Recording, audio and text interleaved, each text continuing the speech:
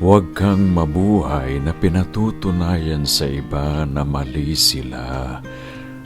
Mabuhay kang pinatutunayan sa sarili mong tama ka. Hindi ang pagdududa ng iba ang magpapakilos sa iyo. Kikilos ka, may sabihin man sila o wala. Dahil ang pagkilos mo ay para sa kapanatagan mo at hindi para sa kanila.